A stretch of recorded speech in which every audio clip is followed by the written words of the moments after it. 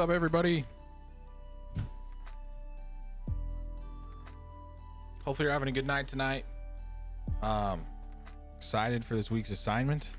Hopefully you got through the simple scene in Maya assignment last week. What I saw looked pretty good from people that have been posting on the Discord. So, yeah, this week we're just going to kind of hit the ground running with Maya. We're going to work on a Pokeball. So let's see if I can pull up your assignments real quick.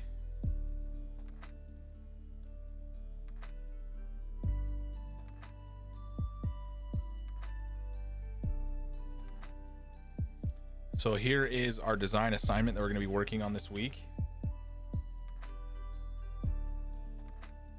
Hello.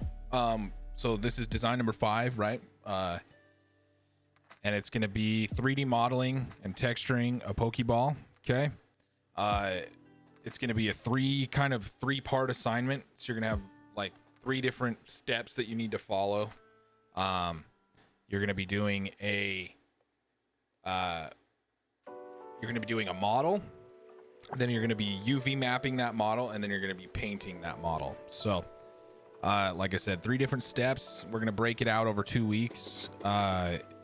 We'll see how far we get today.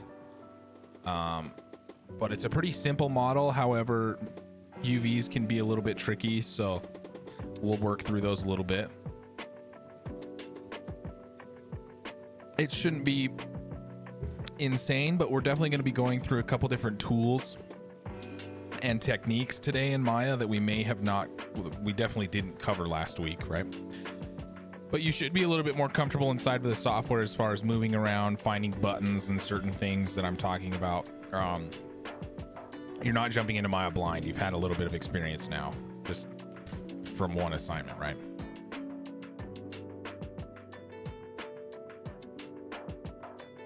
That's awesome. That's great to hear. 3D modeling is my favorite. So I'm glad that you guys are finding a passion for it. I love it. It's definitely my favorite thing to do. So anyways, the first week, what we're going to be working on this week is we're going to be creating our model and getting it ready for UV mapping. We probably will even get into UV mapping today as well. So next week we'll finalize those UV maps if necessary, and then we'll paint our texture and apply it to our model inside of Maya. Okay. So my idea is I want you guys to go nuts with these textures, right? You don't need to just paint a red and white Pokeball. I want you guys to do something cool, right? Make a new Pokeball, do something fun.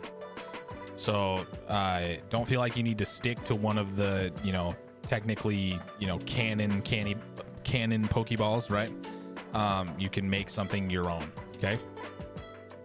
I'm going to do quite a bit of demo time. Obviously, this is kind of a holdover from when we're in person, but obviously I'm going to do the whole assignment in front of you, and you guys can follow along and hopefully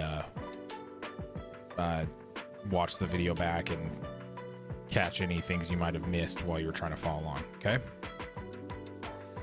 For the final turn in, you're going to turn in a couple different files. Okay. You're going to turn in your Maya file or your FBX file. Either one is fine. And then you're going to turn in your texture file. Okay. And then you're going to give me 2 or 3 screenshots of your Pokeball once it's textured inside of the engine. Same way you kind of did your screenshots of your simple scene. I just want a few screenshots of the Pokeball once you have it all painted. Okay. All right. I'm going to go ahead and get Maya opened up here real quick. I'm excited. This is a fun assignment.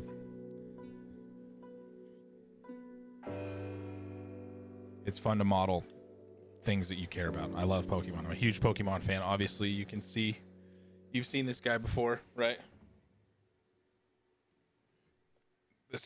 He's been on my shelf before. This is my little guy. I'm a huge fan of Pokemon. Love it. Loved it since I was a kid. So it's fun to model things that you have interest in, right? Okay. So, if we're going to start modeling this Pokeball, there is a few different primitives that come baked into Maya, right? And you've messed with some of them now, right? We have a sphere, we've got a cube, right? We've got a cylinder, we've got a cone, we've got a torus. I think that's what they call that, right? Yeah. Torus, a plane, right? So we have a few different primitives, right? And we could technically make a Pokeball out of a couple of these. I don't know if I'd start a Pokeball by using a torus, right? That doesn't make a whole lot of sense. I don't know if I'd create a Pokeball from a plane. Definitely don't think a cone is the right way to go about doing it either. A cylinder, you could argue there's some situations where it might be okay to start from. Cube is definitely one thought process, right? Because inside of Maya, you can take this cube and do a couple things where you turn this cube into a sphere. Okay, you can do what's called a mesh smooth, and then another mesh smooth, right? And now you've got a sphere. Okay, and you could go about making, you know, your Pokeball in this manner where you have you'd use like a circularized tool to start creating your Pokeball this way. I don't mind doing it this way. This way's completely fine, honestly, and it makes it a little bit easier to UV map, and it's a little bit cleaner.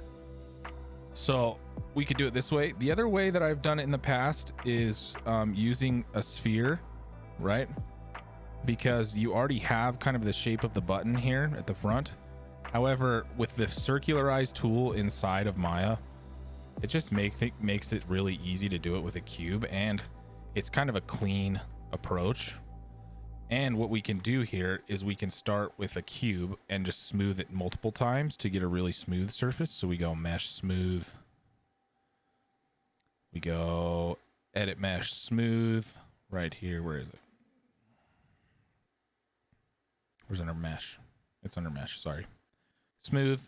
And then you can hit the G key. G as in goat on your keyboard. And then you can hit it again, and now you've got, you know, a really smooth cube, a really smooth sphere now, right? And we could go about doing our stuff relatively easy, right? We've got this sphere now that we've created.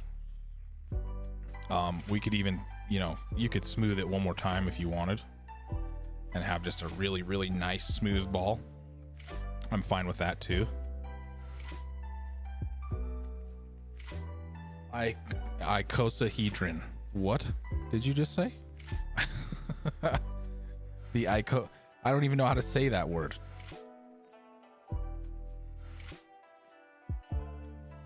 Icosahedron? I don't even know what that is. Is it this thing? This is a polyhedron, right? I don't know if I'd start from this. It's all triangles. So we've got our sphere like this, right? Now we need to kind of find the direct center, which is right here. And we can kind of pick how big or how small we want, you know, the button to be on our Pokeball. What's not a bad idea is finding a reference online. Oh, the 20-sided die looking one. Where is that? That's this one, right?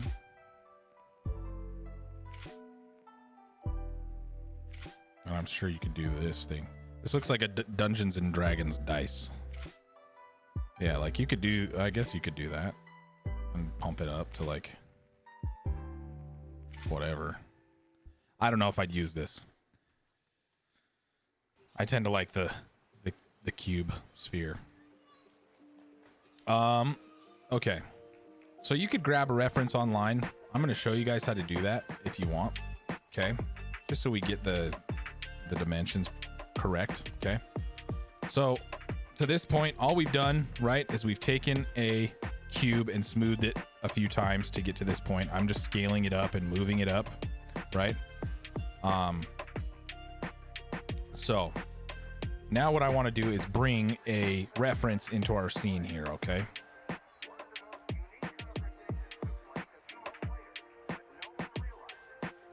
So let's go ahead and grab that. So you could go Pokeball. And I'm just going to grab a front view of a Pokeball. Like, I really don't care. It's just to give me the correct dimensions, right? So if you grab something relatively useful, right? Find just a front image of a Pokeball. I would say grab a 2D one versus a 3D one.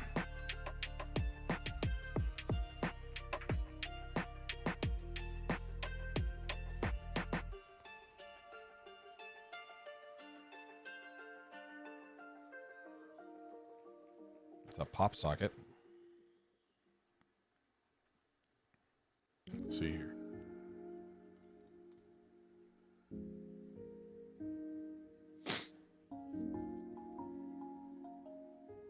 Something like this is fine right there. Okay. And I'm just going to click and drag this image onto my desktop, and then I'm going to show you guys how to add a reference image. Okay. So in Maya, remember we had the viewport window, correct? Inside of the viewport window, we had some tabs up here at the top. If we space bar into our 4 individual windows here, and we go to our front view, you can go ahead and hit view, image plane, import image. Okay. And what that's going to do is it's going to bring you to the point where you can find that image. And my Maya is always so dumb when I'm trying to get to certain places, so I may have to mess with this for a second to get it to recognize where to go.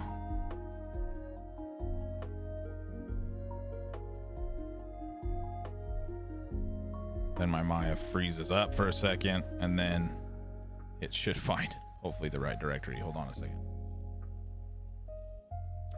I just need to uninstall and reinstall the software, but I haven't done it yet.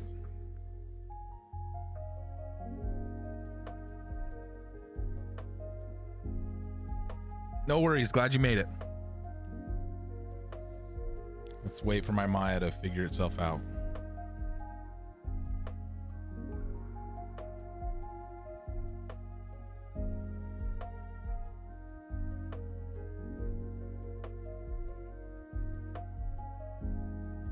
Okay. Looks like it did now. So I'm going to go view, image plane, import image. View, image plane, import image. Now I should be able to find my deal here. Users, Chase, desktop. Okay. Then if I hit open, it's going to bring that image in for me. Okay. It's going to bring it in as a plane. And then I can just move that plane into the background here. I can scale it up.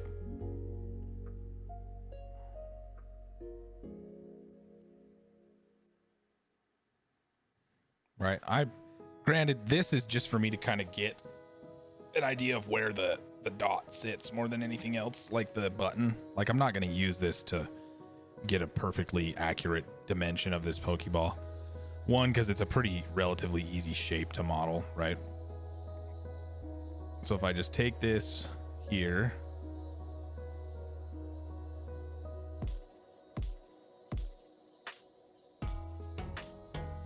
I'm going to go ahead and throw my object, right? So all I did was scale it up to the right size of the Pokeball. Okay. Oh, yeah. So when you're in the 4-panel view, good question. Perfect question. When you're in that 4-panel view, all you got to do is hover over a specific panel and hit the space bar again. And that should zoom you back into the right view.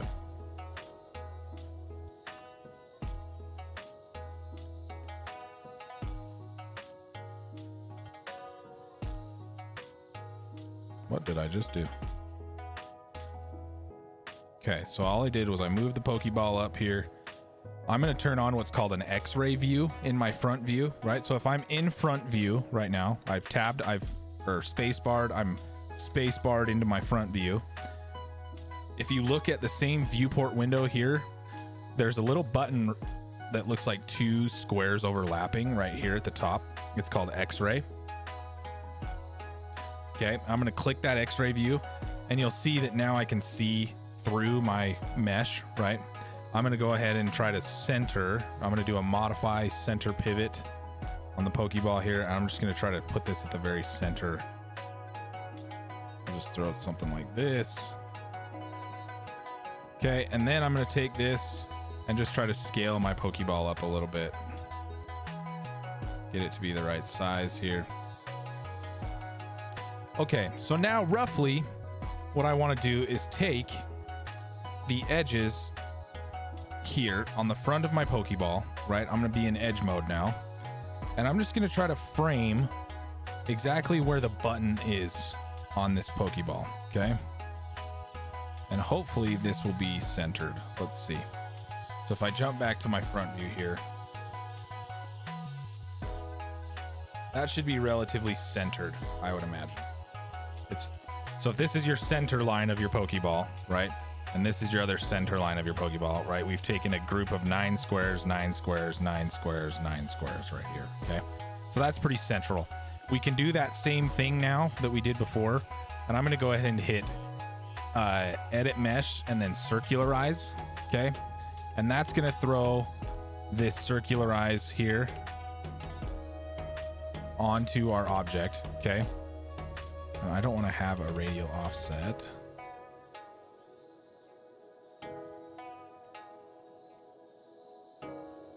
I'm going to try to not have the twist on here. So I'm just going to try to straighten this back out.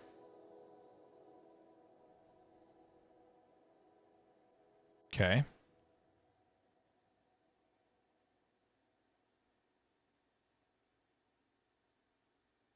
Oh no, it froze. I'm sorry.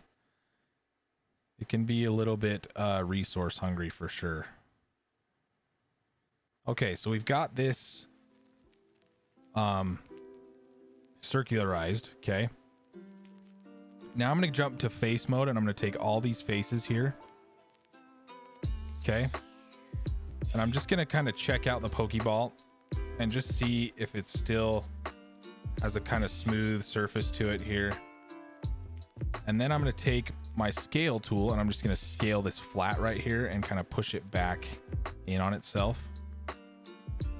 Because what happens with that Pokeball, if you've ever seen a Pokeball before, is it gets flat where that button is at, right? Kind of does something like this. Okay. And then what I'm going to do from here is I'm going to take half of my Pokeball and delete it. Okay, this is kind of an interesting thing to do. I mean, there's a couple things we could do, right? We could take this whole set of faces and do what's called an extrude, which I need to show you guys what that is first before we even start getting into this. But we've kind of really messed up this Pokeball a little bit, and it's okay. We'll fix it here in just a little bit. But what we're gonna do next is we're gonna take our portions of our Pokeball and do an extrusion. And we haven't talked about extrusions yet. So I'd like to show you and kind of demo you what this extrusion tool is, okay? So right here we have a cube. And if I use the extrude tool on a cube, I can do it on a face, I can extrude edges, I can extrude vertices, but I wouldn't recommend doing it. It's not a good practice. But really, you're going to use it when you're in face mode more than anything. You're going to be extruding faces, okay? And when you use extrude, it's in your modeling toolkit. It's over here. It says extrude, or you can find it up here on your shelf. When you use extrude, it allows you to pull a face out of a face that you have selected, right? So I'm pulling a new set of geometry out of this, right? I can then scale that face, right? This is where you can really start making some really complicated objects, right? I did another extrusion. Now I'm extruding again and pushing it back. I can really start making some pretty complicated, unique objects really quickly with the extrude tool, okay? So what I'd like to do is grab a cube real quick and just test out how extrude works. So you can do something like this where I extrude it and scale down. I extrude again and scale down. I extrude and pull up, right? I'm building the Empire State Building or something, right? So all of this is now, it's with the extrusion, it's nice because this is all one mesh still. Okay. If you look inside this object, this is all one mesh, right? We haven't done anything where we're just stacking primitives on top of each other. This is one hollow mesh on the inside, right? So when we're talking about extrude with our Pokeball, you can maybe think of some situations where it would be good to use the extrusion tool, right? In a sense, it's not a bad idea to throw, you know, an extrusion on this button to get the right shape so that we can get our button inlaid. If you look at a Pokeball, it's also has sort of an inset area where this black stripe is too, right? So, the first thing I want to do is I want to take, you know, this ring here all the way around my cube, okay? And the way I'm doing that, right, I'm selecting faces, okay? And to select multiple faces, I can select multiple faces with, let's see here. Hold on one second. Might want to do this too.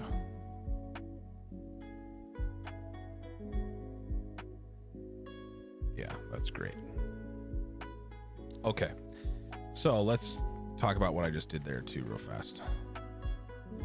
So we have this stripe that's kind of running around the middle of the Pokeball, right? We've got one on the bottom. If you break up your Pokeball almost into two halves, you can think of it like this, right?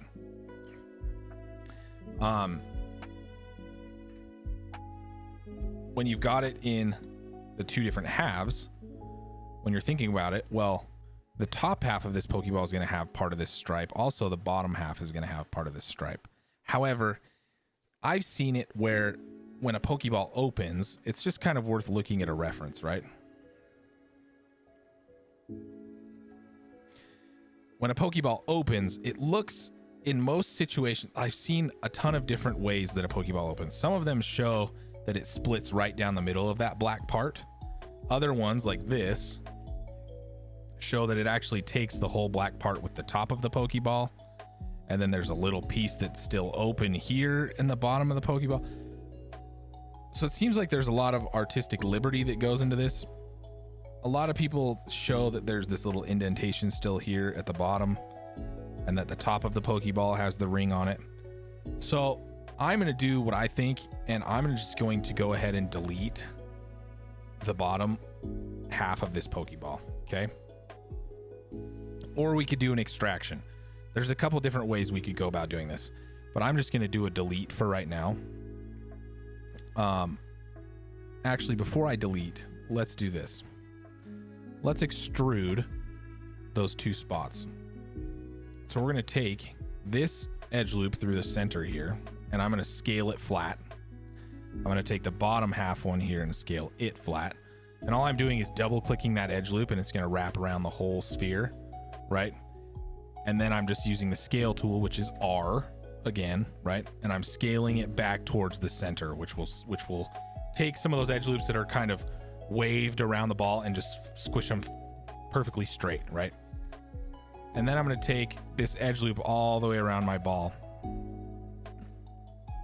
and I'm going to extrude it in, okay?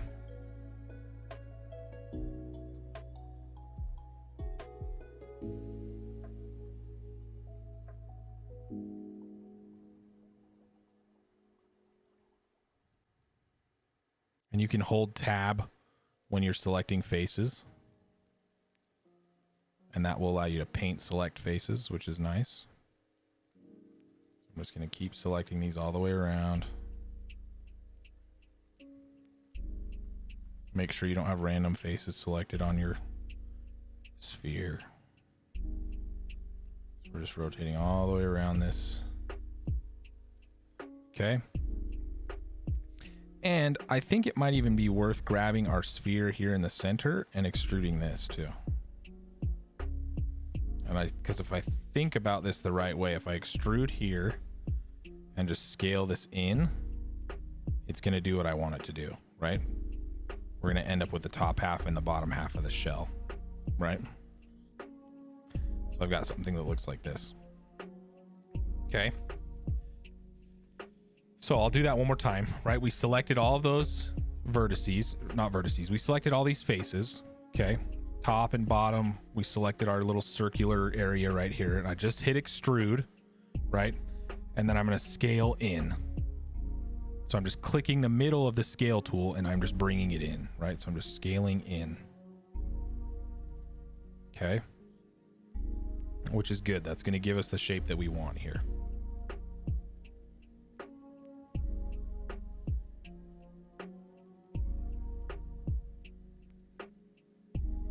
Because if we look at our reference, granted, our Pokeball is a little thick. So I don't know. We may think about this for a second.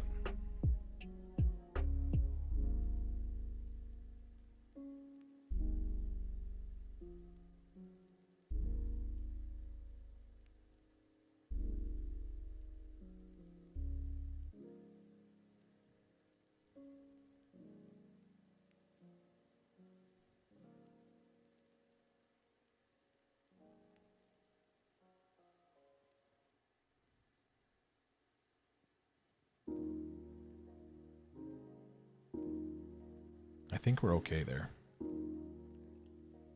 Okay. Now, you know, we've got that extrusion done. The next few steps are not very tough, okay? I'm going to double click here, and that's going to take all of this all the way down, okay? All the way around here. And then I think if I do this, no, it's not going to work.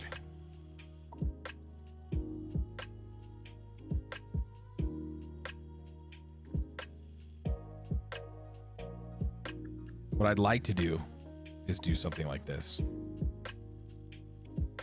There's a couple different ways to go about doing this. We can paint select this whole area, which I don't think is a bad idea. So if we hold shift, double click, that will ring select all the way around here. Then we can just go ahead and paint select the whole bottom half of this ball. Okay. So just get it all selected, paint selected here. Just keep painting until you got every face selected here on the bottom. And you can hold tab to do this, remember. So we're just selecting every face.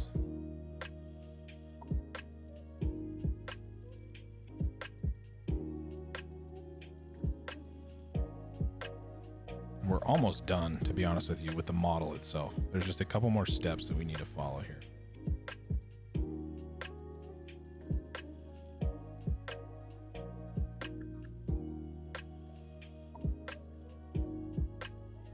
I'm just trying to paint all this right now. Just making sure I'm not painting any extra faces or any faces that I don't want to have selected.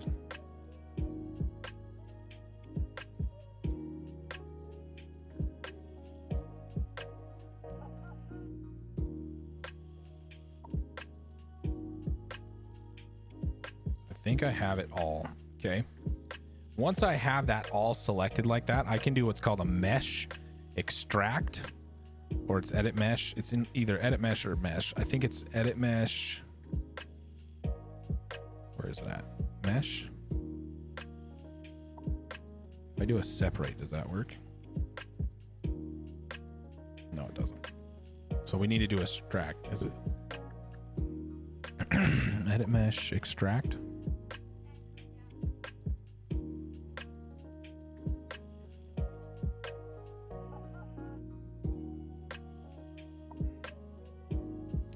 Let's see, where is it at? Oh, detach. Maybe they is it called detach now? Could have swore it was called extract. Where is it at? Mesh.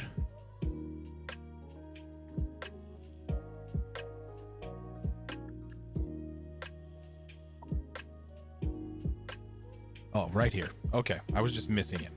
So under edit mesh, it's near the bottom. It's called extract. So if you click extract, it's going to separate your object into two different objects, which is good. So if you go back to object mode, now you'll have the bottom half of your Pokeball and the top half here, which is exactly what you want, right? Because what we want to do is be able to eventually rotate to the back side of the Pokeball here.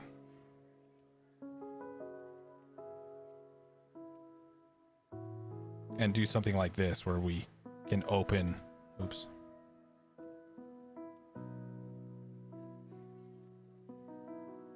Where we can open the Pokeball like this, just for fun, right? So it looks something like that. Okay. But that extract, I can run that through one more time.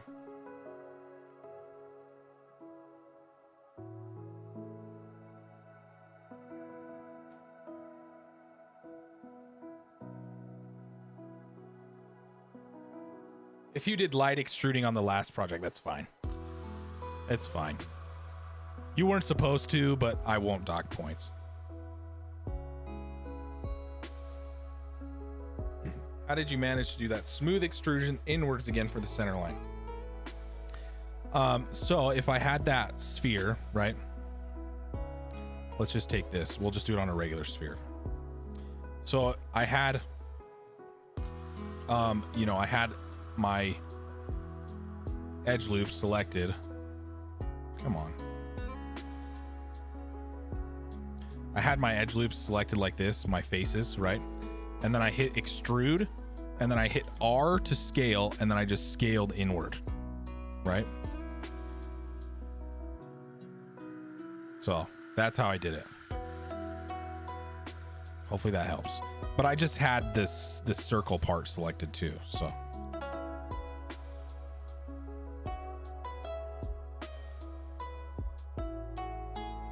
Okay.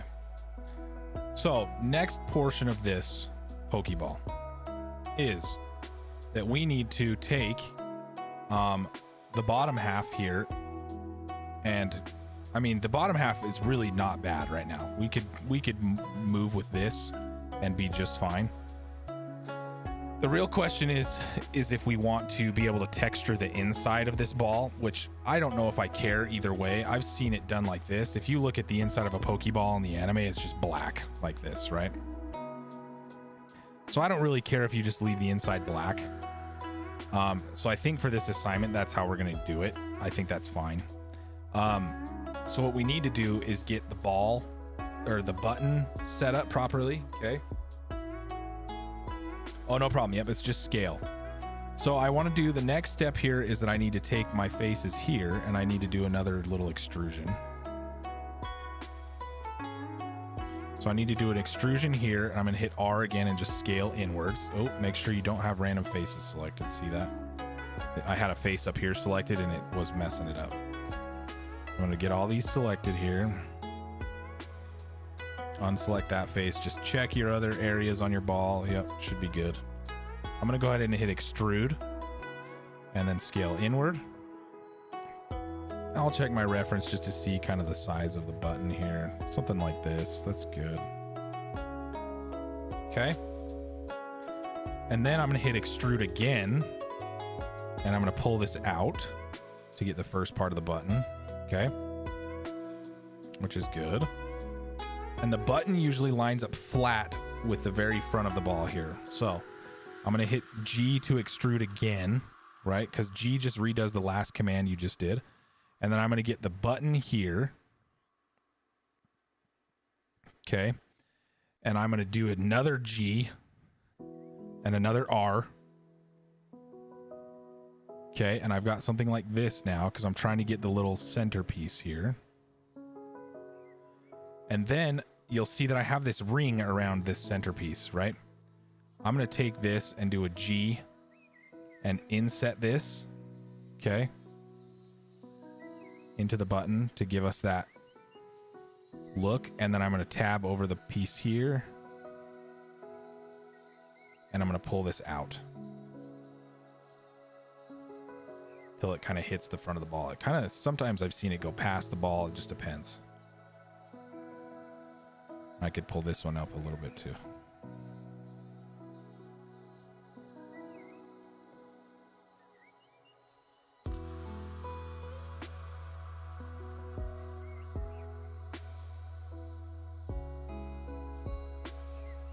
And it should just be a little indentation there, right? So that you get the kind of inset button look inside of here. Okay. So it was just like 3 different extrusions, right? So I just did extrude, scale, extrude, scale, extrude, scale. And now you're going to end up with something that looks kind of like this, right?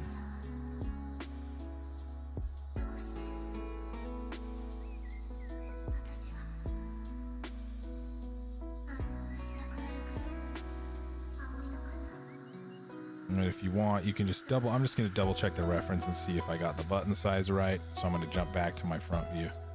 Just kind of double check it to this, which it looks like it's pretty good. Might just scale it down a hair. And that looks to be about the right size through here. We may take these faces and just scale this up a little bit.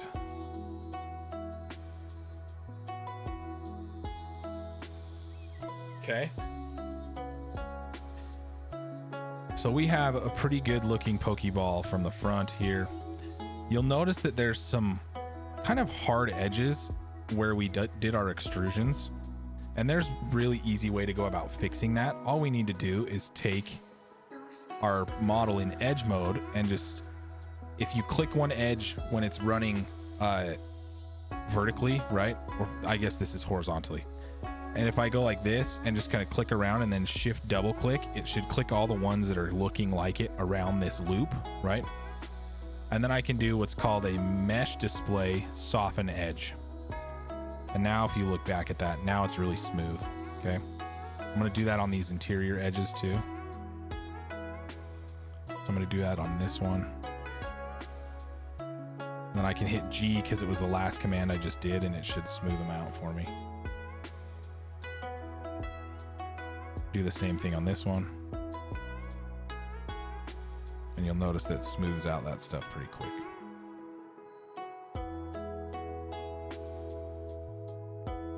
The next thing, you'll notice that maybe sometimes your model kind of starts slowing down a little bit. Like as you go to rotate, it kind of lags. You'll be like, oh, why is that lagging? What happens is Maya takes note of every step that you've done to get to the point you're at currently, okay? And so what you can do is do what's called an edit, delete all by type history. So if you go edit, delete all by type history, you're just saying, okay, all the objects in this scene have steps to get to where they're at right now, right? I don't want you to remember those steps. Granted, I still want to be able to undo, which you still can, but it's just cleaning up the memory density of this model and just saying, okay, this model is exactly as it is right now, that it didn't take any steps to get here. I just have this mesh, okay? So if you do delete all by type history, that will help sometimes speed it up if it's lagging a little bit. I'm going to go ahead and do that soften edge on some of these edges through here as well. And I'm just going to shift click these ones. Then I'll do another mesh display soften edge. Do the same thing on the bottom half of our ball here. So we'll go to edge mode. Boom, boom, boom, boom, boom, boom, boom. We'll do a soften edge there too. So now we've got what's looking to be a pretty good looking Pokeball, right? This would be perfectly fine to start painting. If you wanted to do a little bit more fancy stuff with this, you could do what's called a bevel. So I'm going to show you the bevel tool next, which I think is kind of nice too, but I would test it out on a cube first before you start messing with it on your Pokeball. Okay. So if you take a face over here in face mode, right? I've jumped to face mode on a cube. And if I hit bevel, watch what happens. Okay. That's what happens when you bevel, right? It just kind of slices and chamfers it off. Then it gives you this little menu that pops up that allows you to interact with your bevel, right? So you can make it way less of a bevel, more intense of a bevel, almost to the point where it's a pyramid, right? You can add segments into that bevel to make something more rounded, right? Like we've made sort of a rounded dome top to this cube by adding segments and changing that fraction distance, right? So now it's almost rounded out in a sense, okay? So you'll see it a lot in models to give more detail and to make it look nicer on these edges. Instead of having just a straight 90-degree angle, it's kind of nice if you go through as a 3D modeler to give something a little bit more depth and realism, to bevel some of these edges, right? So if we hit this with a bevel and just change that fraction down a little bit, it just makes it look a little bit nicer in that mode, right? Instead of having, you know, that crazy chamfer, that hard edge right there, now we've got that nice sort of bevel on there. It just tends to look a little bit nicer. So I'm going to do the same thing here on the top. I'm just going to run a quick bevel. So I'm just shift double clicking these edge loops in order to get them to, that's not what I want to do. So shift clicking around this. So that should have selected all the way around my Pokeball. Right, I'm just grabbing that edge and I'm going to hit another bevel on this.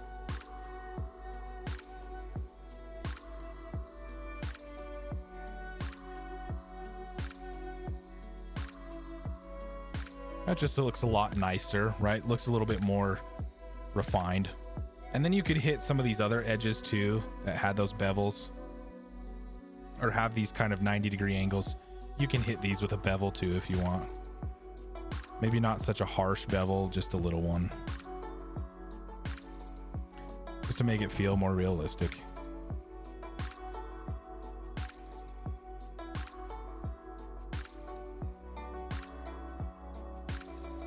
So I might hit this button too with a bevel here. You could also do it with the faces. So if I hit the face here, same thing like we did on the cube. If I have all these faces selected and I hit bevel, it's going to do the same thing as just selecting that edge.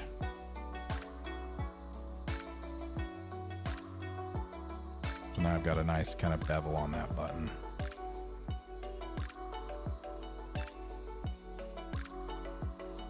Just makes it feel a little bit nicer, a little bit more finished.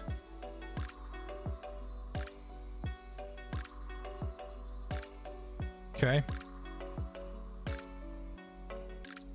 There's a couple edges that got hardened right here that I want to soften, so I'm going to go mesh, edit mesh, soften edge here, or mesh display, soften edge, sorry.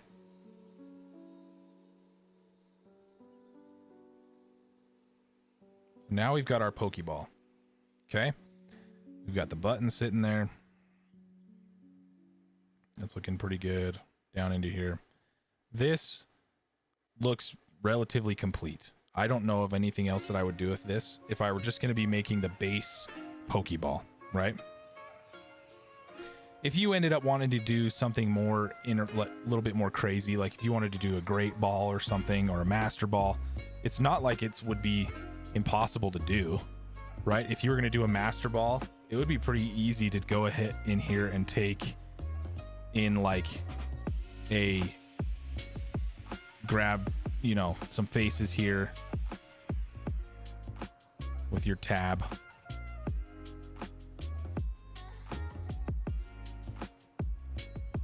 Deselect these ones. If you were to go in here like this, how many is this? 1, 2, 3, 5, 6, 7, 2, 4, 5, 6, 7.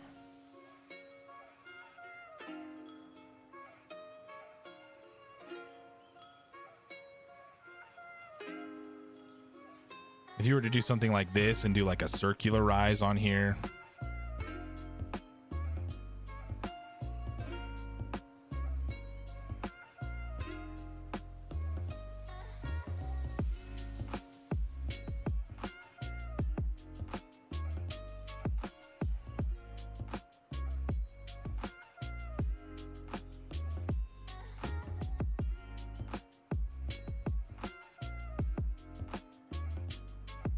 and then you maybe extrude this out.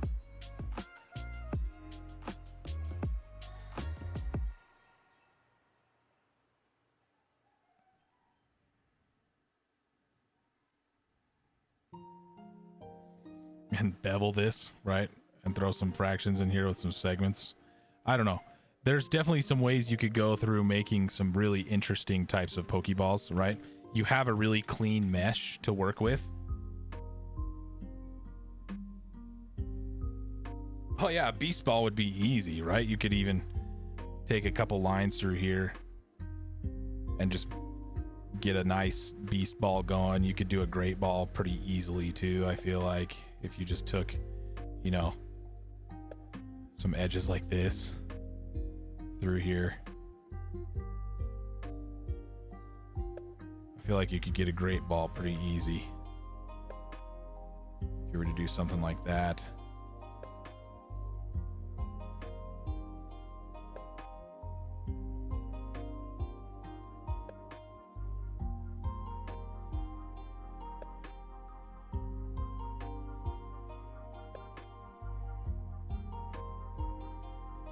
The other thing you need to know too is that if you wanted, you could just not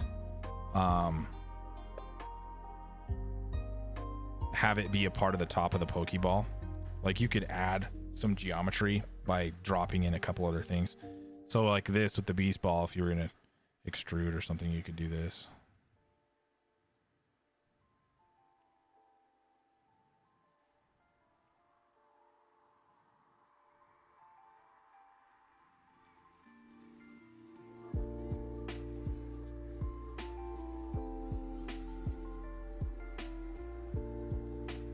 So there's definitely some ways you could go about doing it for sure.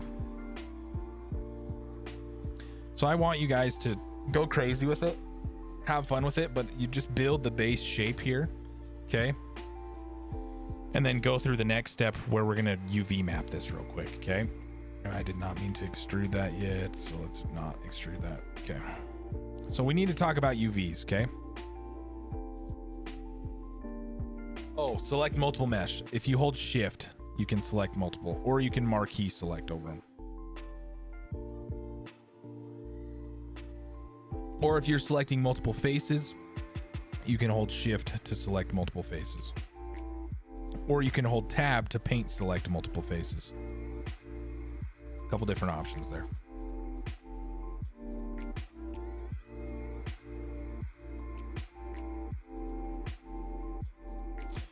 So,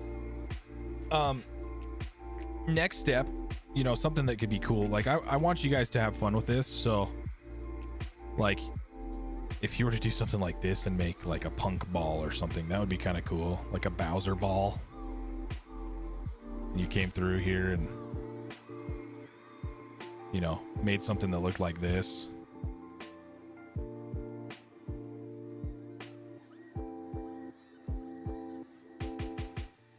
This would definitely be cool, right?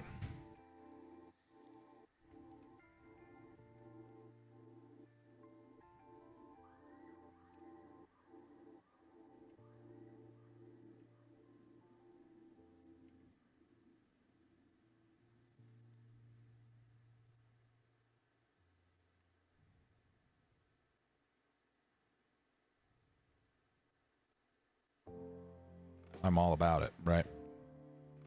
So you could get away with something like that where you're just kind of placing the objects in there. For sure. Especially with something hard surface like this.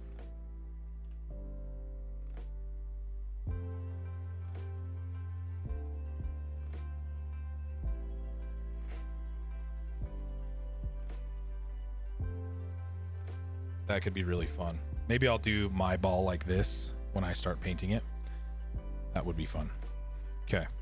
So what I want to show you guys next real quick is how to UV map this, okay? And when we're talking about UV maps, it's a little bit interesting. If you have ever seen as a kid the little folding 3D puzzles, okay?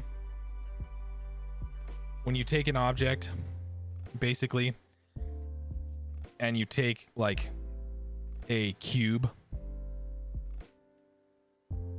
Okay, let's see here. You probably did these in school, right? Where you fold up something like this. Perfect example, right? You take something like this and you fold it up and tape it all together and it makes a cube, right? Same thing as like if you could do it with a pyramid or other things too, like a cylinder. These are great examples, right? This is how you need to kind of think of a UV map, right? Because what your UV map is, when we're talking in 3D modeling terms, your UV map is your entire mesh kind of splayed out flat so that you can go into a 2D painting software and paint it and then have it wrap back onto your object properly, and you now have a painted 3D object, right? So in general, when we're doing UVs, we kind of break our objects down into the most simple shapes. And when we're looking at this, it's going to be a little bit interesting, but I'd first like to just show you with a cube, okay? So if I've got a cube and we're going to UV map a cube really quickly, it's really easy. Maya kind of gives you default UVs. So if you go ahead and click UV and hit UV editor, UV is under your menus up here at the top. If you hit UV and then hit UV editor, okay, you're going to get a window that looks like this. And I'll kind of shrink it down a little bit here for you. You're going to get a window that looks like this, and I'm going to do my best to try to make these make sense right now. Let's see. Okay. So over here right now, we've got our cube, right, selected. And you have your UV editor window. Let me move my face out of the way here for a second.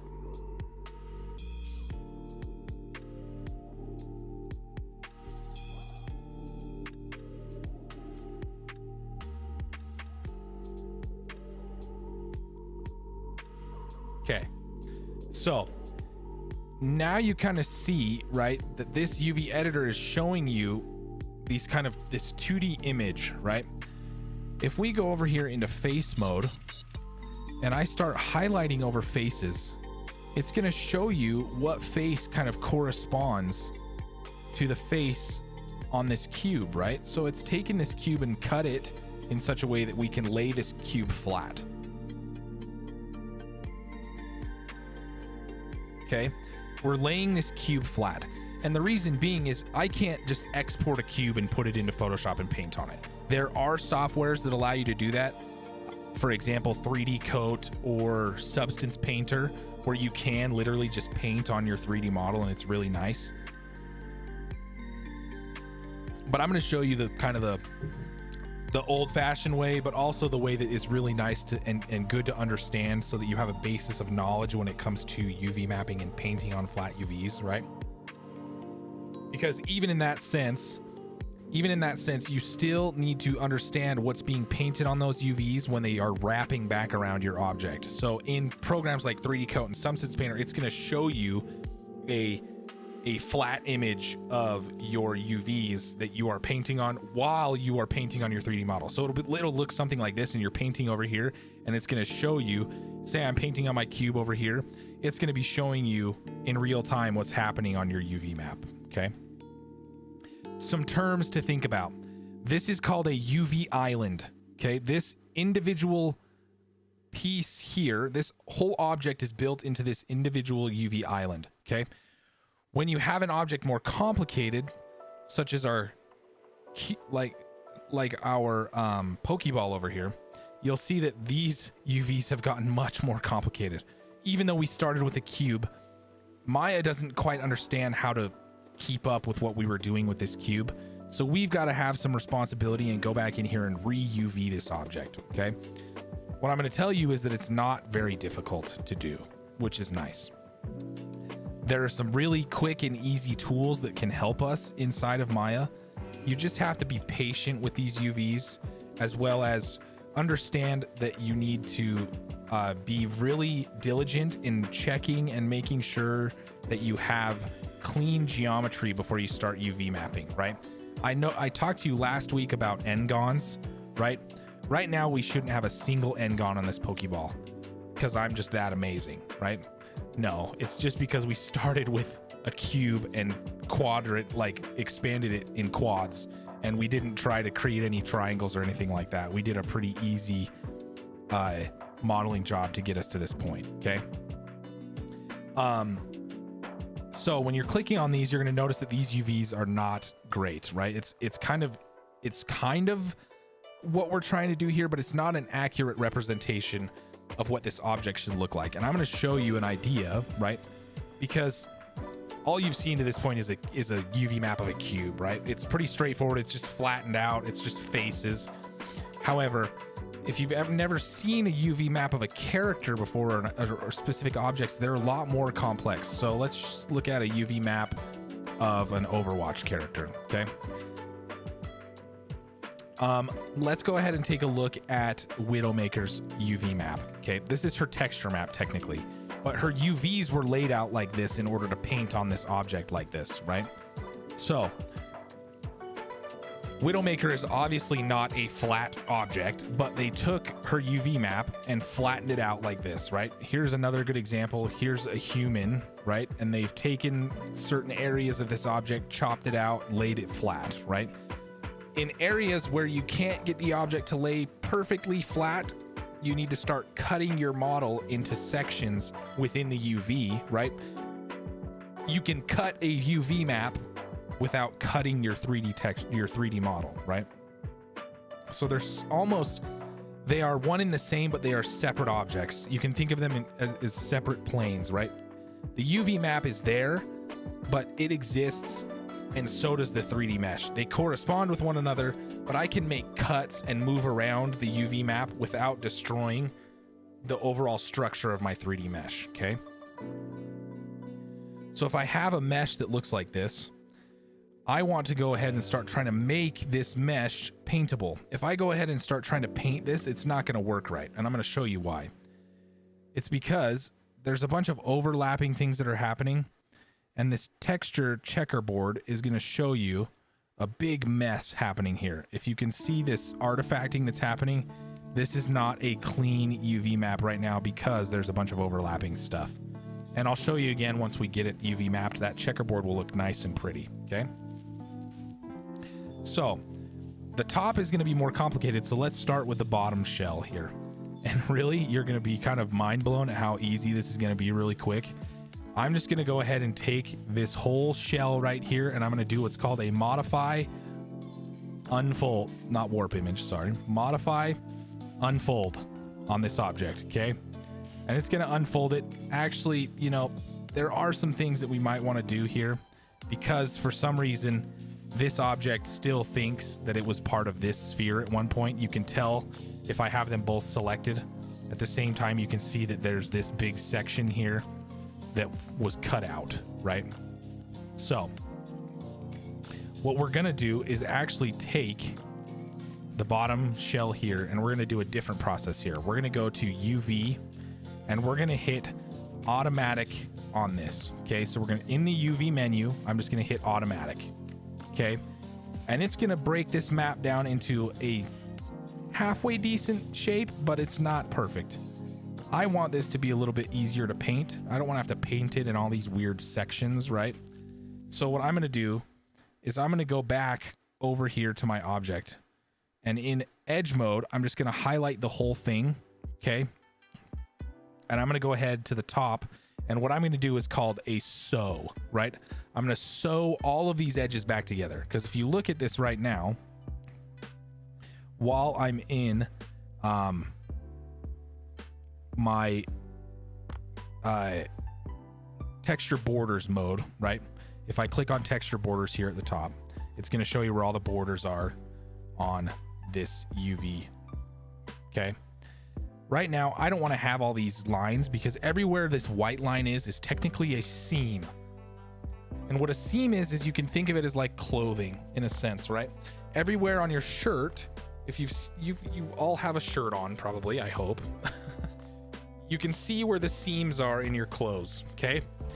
Your shirt, when they put your shirt together, it wasn't just a tube and then they sewed, like it wasn't just like a tube and they cut a shirt out of it, right? Your shirt was a flat piece of a textile that was then sewed together on all these seams in order to create a shape that would fit over a human body, right? So in a sense, everywhere where we have these lines, these white lines showing up on our object here is a seam, okay? And what happens with these seams is they interact weird with our textures, okay? When you have a bad seam, let's see here, a bad texture seam, it's really not great and they tend to look funky. So you can see here on this object where this line is happening here, okay? And this line is happening here. This is everywhere where they did not go ahead and try to sew their object back together.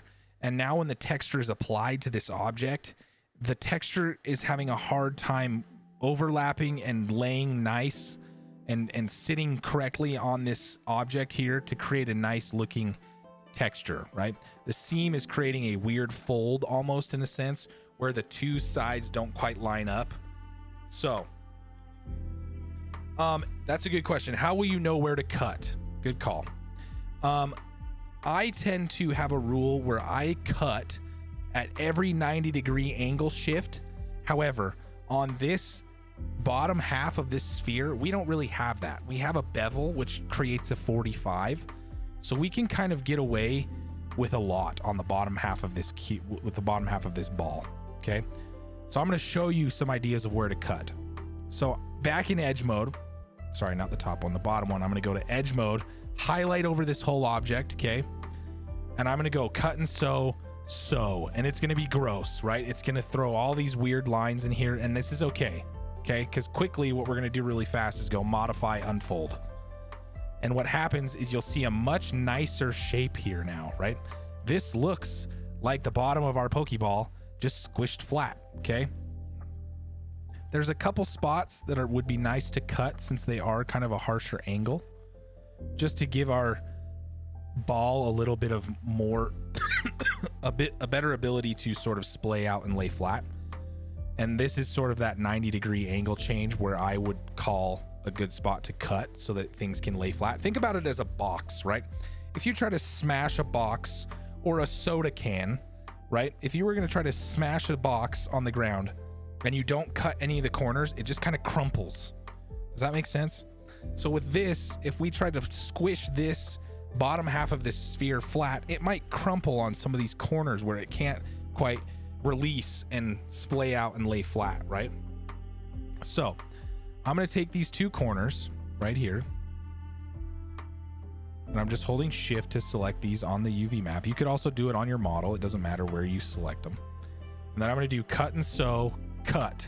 And when you see it cut, it's going to highlight in white now when I don't have anything selected. So you'll notice that that is cut. Then you can go back to your UV shell and again, hit modify, unfold. And what you're saying is, okay, try to lay flat again. I did a couple changes. Now relay yourself back out flat. And this is a perfectly solid piece that you can now paint with no issue. And what I'm going to show you is if I hit my checkerboard again, look at how nice that checker lays out on there now. We're not getting any of that weird artifacting. There's no weird pulling. It rotates around that ball really nice. So what this is saying is that if we were to paint a texture on here, it's going to look great, right? There's not going to be any weird pulling. There's not going to be weird pushing. It's going to lay perfectly flat in every spot that we've decided, okay? So that was a pretty easy, straightforward step. We'll run through it again with the top. I'm going to turn off the checkerboard. The top's going to be a little bit more intense, but not too bad, okay? Because the top is actually just a reverse of the bottom, or a mirror of the bottom with these extra pieces. And what we're going to actually do is cut all those pieces out and do the top the same as we did the bottom. Okay. The next step is to do the top now. Okay. So same thing. Oops. We're going to come in here in edge mode. Okay. Oops. Come on.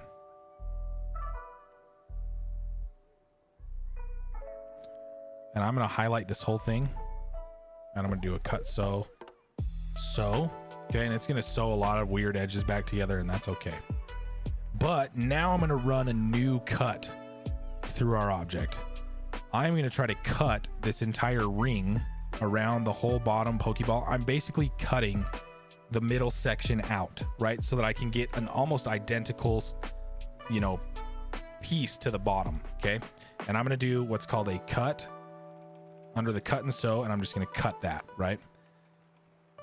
And now I can right click and hold and go to what's called UV shell mode. So if I right click and hold, hover over UV and then hover over UV shell, you'll see I can hover over the different pieces of this object now, right? Granted, it doesn't look great over here because we haven't done any unfolding to make it look proper, right? But you can see that this is now broken into 2 different pieces, which is good. So the next step would be to come into here and do another modify unfold on this. Not that, sorry. Hopefully I don't crash my program. I don't know what I just clicked. That was a straighten UVs. I didn't want to do that. So UV shell. I'm going to click this. I'm going to go modify, unfold. Okay. Now we've got another identical sort of smushed half ball here.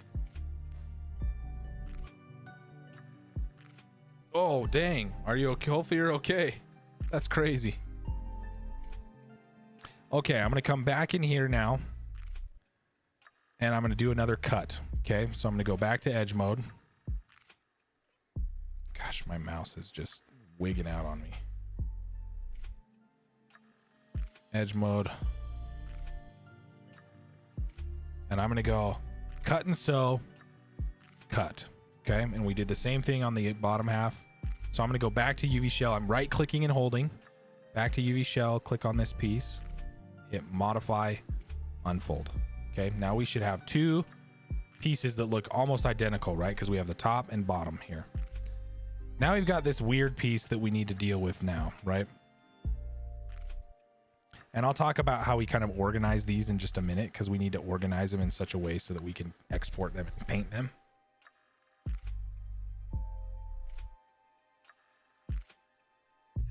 Did it make your computer run faster? That's great.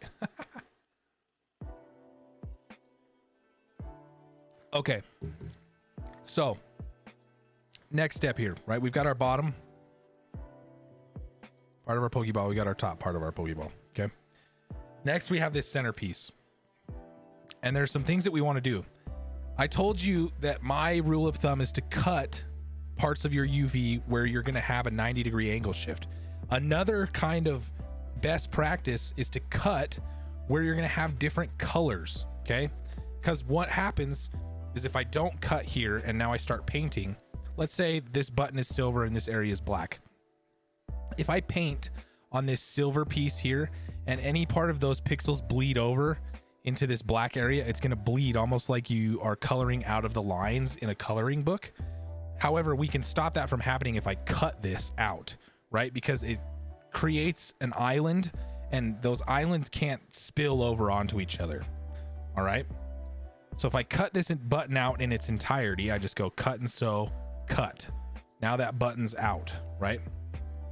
Because I can come back here and go UV shell. Now you can see that that button and the ring around the Pokeball are 2 different pieces, 2 different shells now, okay? And we can do something here with the button where we go modify, unfold, and that button's now right here, right? Which is good. There are some things we could do with this button to help us. Like I would like to cut out a ring in here because it's black in here usually. Okay. So we'll talk about that in just a second. But as far as this piece goes, all we need to do to get this to lay flat, right? Think about having a cylinder of a piece of paper. If you try to smash a cylinder flat, what's going to happen? It's going to crumple. Okay. What if I take that cylinder and take a pair of scissors and just slice up the back of that cylinder? What's going to happen? I can unroll that cylinder flat into a normal piece of paper. Okay. Same thing here. This is technically just a cylinder, right? In a sense, right? It's wrapping around this sphere. All I need to do is take and find a spot and just cut up the back and then unfold it and it will lay flat, right? So if I come into the back here, I'm just going to do it on the back side of the Pokeball. I'm just going to find one edge back here.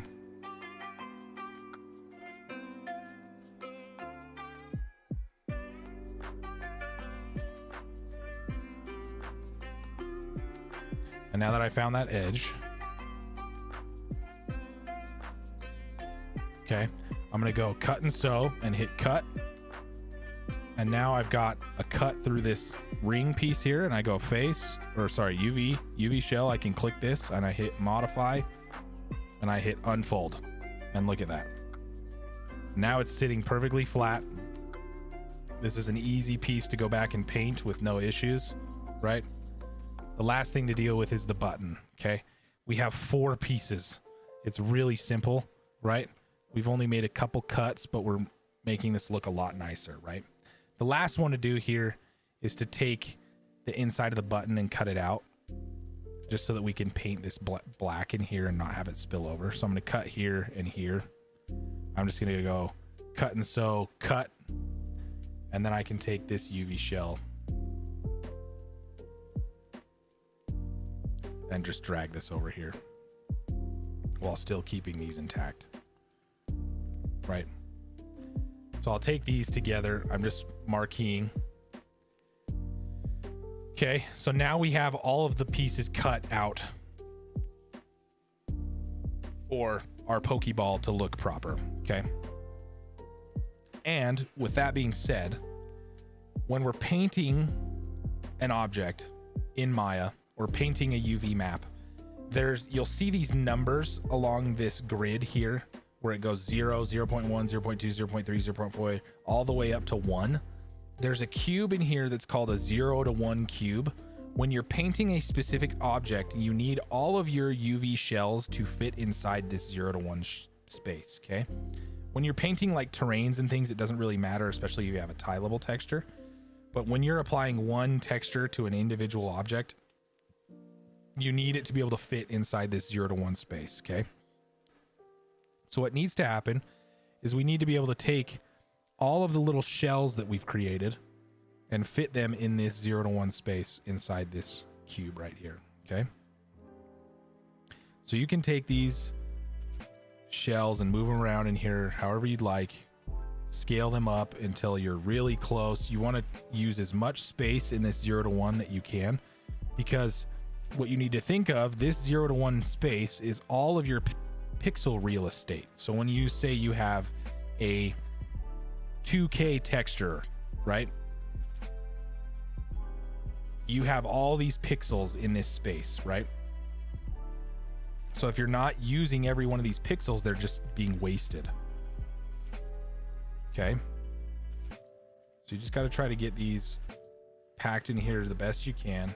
Make sure they're not going out of the 0 to 1 space, and make sure they're not overlapping with each other. That's the biggest thing. Okay. We can take this button and put it in here. Can give that quite a bit of space if we want. And then because these things are just going to be black, we don't really need to give them a ton of real estate, right? So we can just kind of put these in here. When they're just being painted one color, you don't need to worry about giving them a ton of pixel density. If they're just going to be one color, just toss them in here and paint them whatever color. And it's really not going to be that big of a deal. Same thing with this. But the button, you might want to get some detail on there, especially if you're doing like a substance painter texture and you're trying to get like specific things on there to make it look more realistic. It's always good. Okay.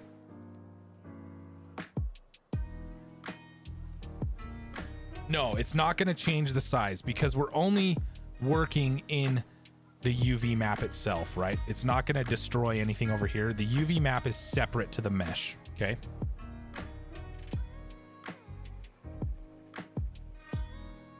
UV map is separate to the mesh. You just got to remember that, okay?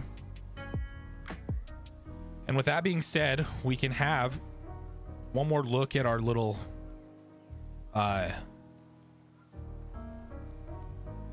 our checkerboard pattern, right? And you can see that that checkerboard is laying out really nice everywhere on this ball, which is not good to see, okay? And that is it for what we're doing tonight, okay? So what I want you guys to do is run through this model again, watch this video back, because there's going to be some steps that you may have missed, especially with the UVs, okay? And then next week, you're going to run through texturing your Pokeball. So what I want to give you now is time to have fun with this Pokeball, okay? If you were going to do, I told you I was going to do something a little bit more unique with my Pokeball. So let's say, okay, I have these, right? let's say I wanted to do that kind of punky Pokeball that I was showing you guys. And I wanted to do some spikes or something on here.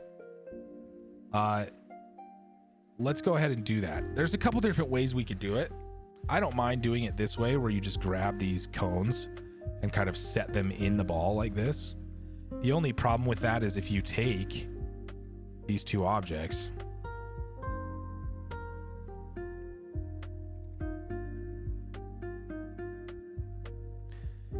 and when I open up the ball, I might see the bottom of the cone through there, which I don't want to see. So there's some ways we can go about not doing that, right? I want to do these little cones on this ball, but what might need to end up happening is I might need to do some extrusions, or take that cone, find the spots where I want that cone to sit, like maybe here at the top of this Pokeball. So maybe I find the two center points here, which is here and here, I believe. Nope, here.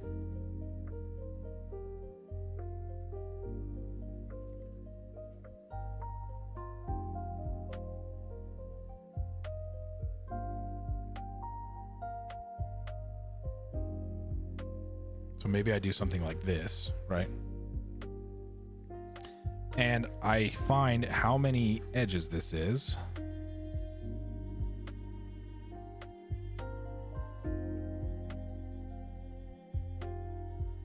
Which it looks like it's going to be 16 edges. So what I can do is then take a cone, come here, go to my cone attribute editor, come in here to my polycone settings. So my attribute editor's here, right? I have a cone selected. I can now mess with how many sides are on this cone, right? So I could drop this down to a 16-sided cone here and delete the bottom of this. And then I could bring this down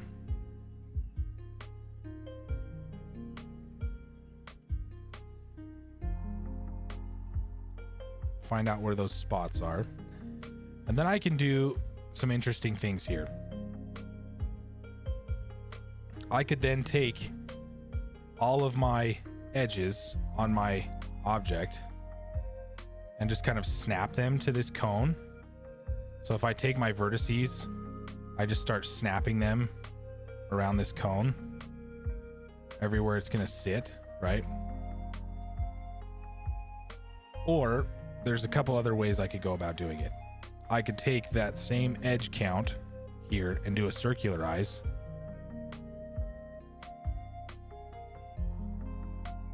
Where is this? Right?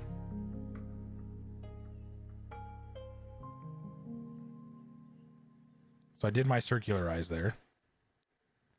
I could scale up this cone to fit in that spot.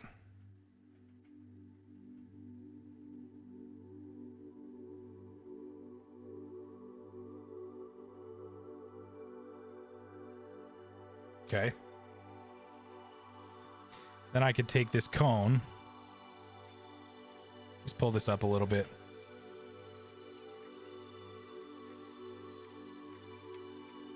I'm going to turn on my, there we go. That's easier to see now.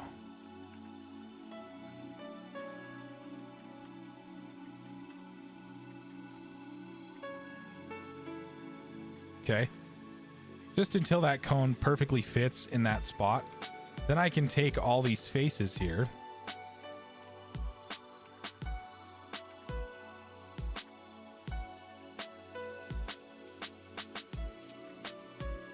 Take this cone, hit the D key, which allows me to move my pivot point. D is in dog. I can hit V on here and snap the move point to that corner.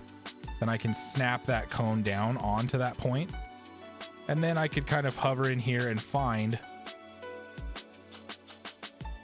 where those edges line up. Or I could just do something here where I go, here's my two objects. I mesh combine these together. So I go at mesh, combine, and then in this spot, I grab all my vertices and do an edit mesh merge. And I could grab the merge threshold until you see that that cone clamps down and merges to that spot, which is good.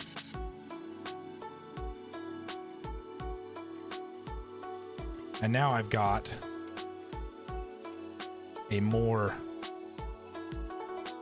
believable kind of spike on this Pokeball, right? Which is kind of fun. So that step's a little advanced, but if you want to start messing with that, you could watch back what I just did right there if you want. Run back through the video, watch those steps, right? I just grab the cone, drop the vertice count on it, right? You could do another same, very similar thing and do like 3 spikes on here, which I think would be cool. So I might end up doing it, and then I'll do a fun paint job on mine. The other thing to note is that now that I have this, it's good to check my UV editor, because now I've really messed up my UV shell. So it's worth doing another unfold here. And then I do need to do an unfold on this cone, right? Because this cone needs to be painted. I also don't need it to be cut right there, so I can just sew that back together.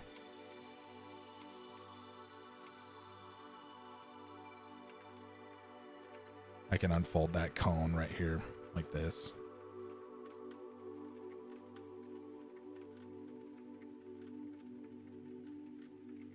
And then I just need to find a space for that cone to sit, right?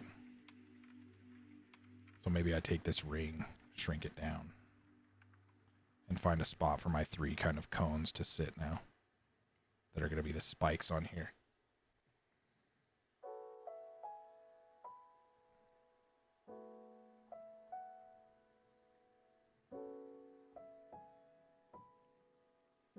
So I'll do it again. I'm going to do this one more time.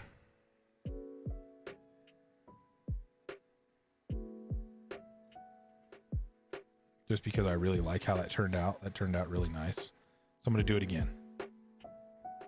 I'm going to grab another cone here. And I don't think I'm going to make these as big. I'll leave that one the big one. But I'll try to put it in the right spot here, get it angled at the right angle.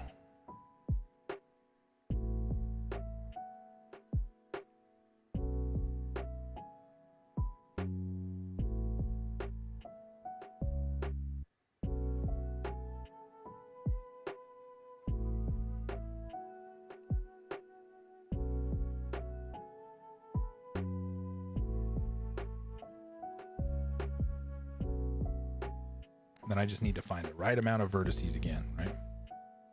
Right amount of edges. So if you've noticed that I have this little window up here in the top corner where I'm counting verts and edges and faces, all you need to do to turn this little widget on is go to display, heads up display, and then do the poly count checkbox right here. So display, heads up display, poly count. And it's super nice because when you start clicking on edges, you can see how many edges you have in your project as a whole, how many edges you have on the current object you have selected, and then how many edges you have selected. So overall edges, current edges on the object, current edges selected. So I know that I dropped this cone down. This needs to be a 16-sided cone.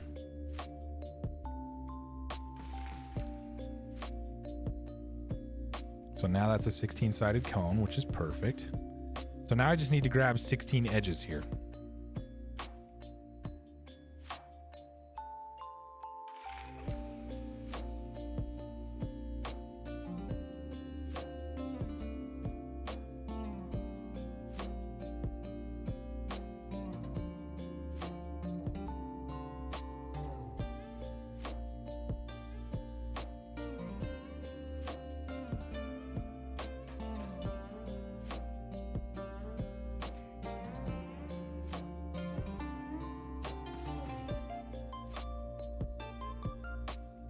My mouse is driving me absolutely nuts.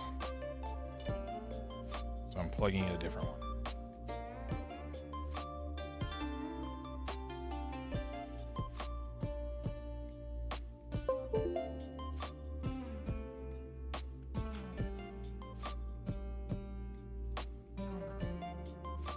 Okay, let's see.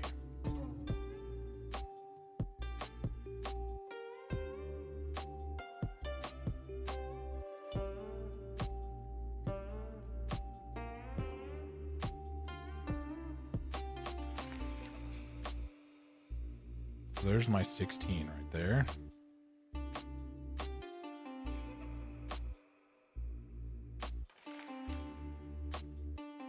So I'm going to circularize these. Not have it do a nasty twist on there.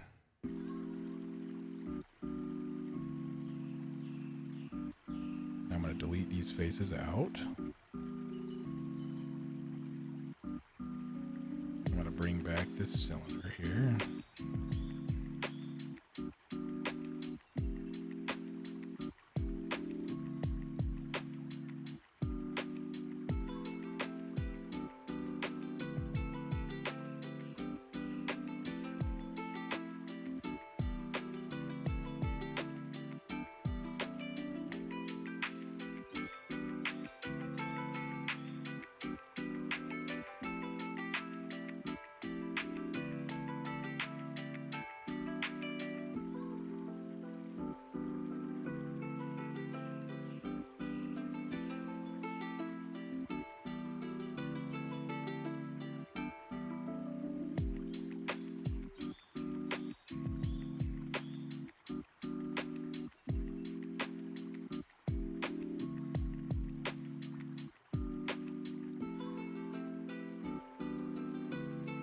Okay, so I've got that set.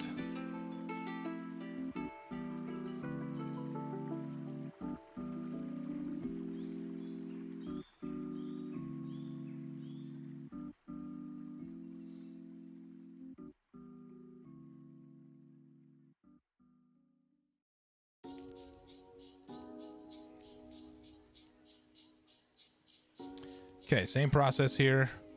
Shift click both of these, mesh, combine. I'm going to go to vertex, hover over this area, and then do an edit mesh merge. And I'm just going to grab that merge threshold until it snaps. Should have got it. Okay, so now I've got that, which is sweet.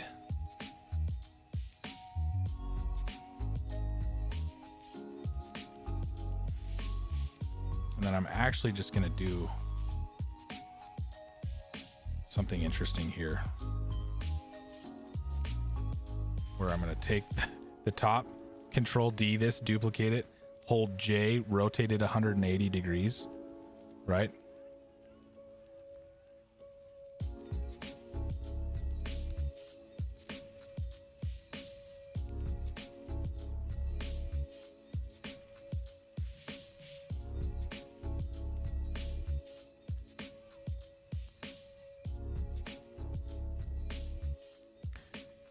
And then I can just take this, hit W,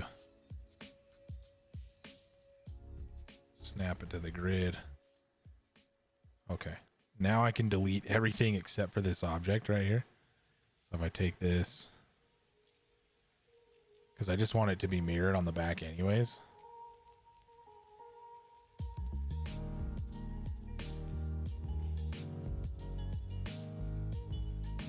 Now if I marquee select over the whole object, it will reverse. Oh, hold on.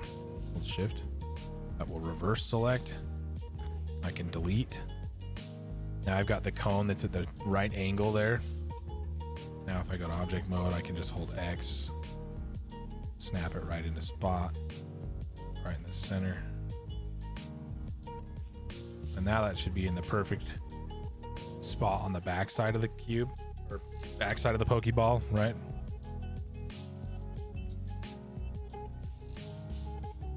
Then I just need to do the same thing where I grabbed those 16 loops, or 16 edges.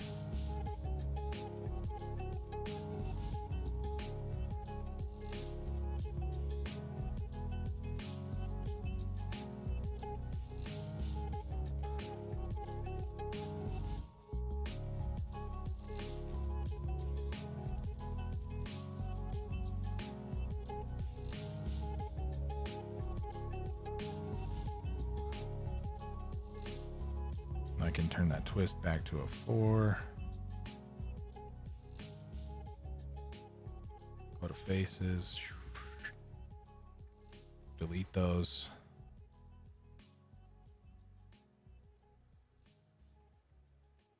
I need to delete that face. There we go. Hit Control 1. Unisolate that.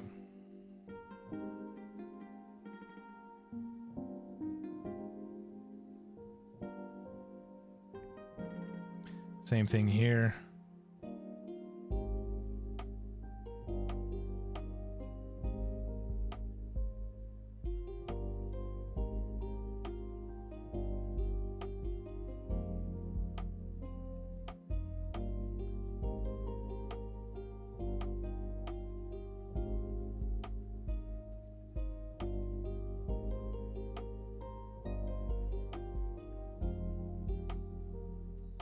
Vertex mode, we'll come here, highlight over this, and just do an edit mesh merge. And we'll just grab that threshold until it, oh, come on. Might need to back up. I may have done too much of a rotate on that twist.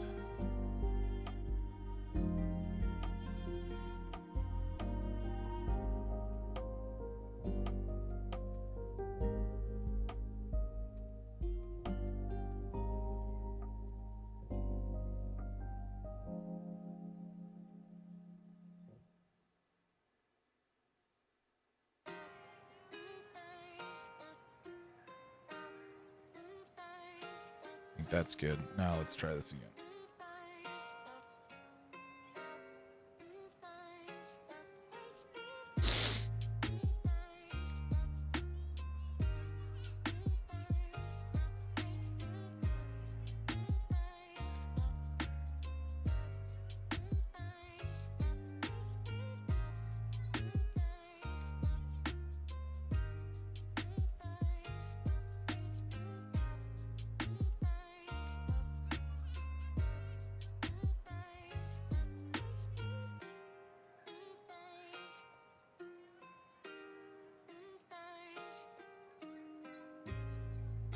I'm just going to delete this. Oh, I don't want to delete the cube too, though. The cone.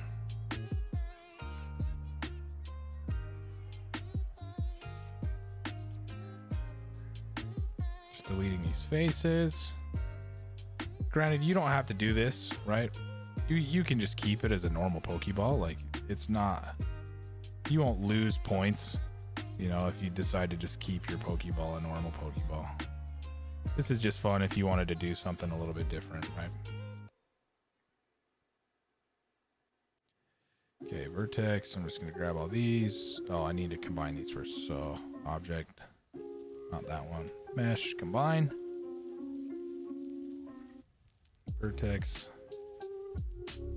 Edit mesh merge. There's that merge. Perfect. Okay. And now I've got my cool little spiked Pokeball. I may grab, just because I think it would be cool, I may do 2 more on here. Just make it look kind of like a Bowser ball.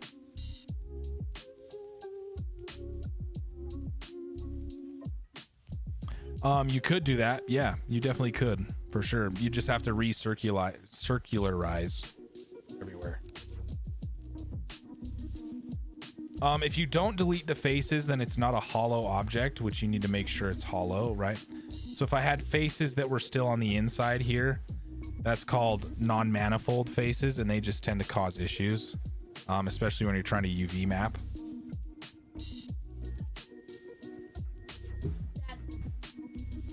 Ready. Okay. All right, I'm gonna leave you guys. Next week we'll work on the texture. We'll finalize our UV maps a little bit. I might do a little bit of work on this outside of class just to throw a couple more spikes on here because I think it would be fun. And then next week we'll paint, okay? So I'm gonna let you guys go so that you can have a little bit of lab time to work on this and watch the video back if you need to. And then we'll continue on from this point next week, okay?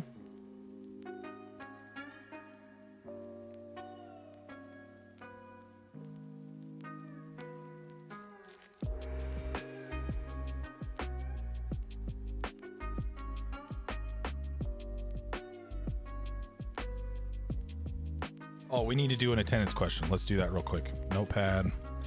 We're going to say extrude. Is extrude. Okay. That's your attendance answer for today.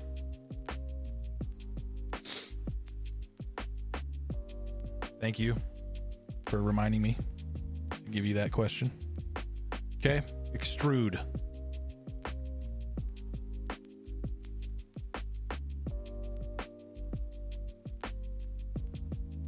Okay, everybody. Next week, we'll keep working on these UV maps, and then we'll paint, and it should be a good time. In the meantime, if you're having troubles with your UV map or your model, please hit me up on the Discord or hit your TAs up on the Discord. We should be able to help you out, okay? Make sure you get the Pokeball finished before next week, hopefully, so that you can work on exporting your UV map and doing all the painting stuff as we move along through this, okay? All right, everybody. I'm gonna head out, and we'll see you guys next week. Okay. Have a good week, everybody. Thanks. See ya.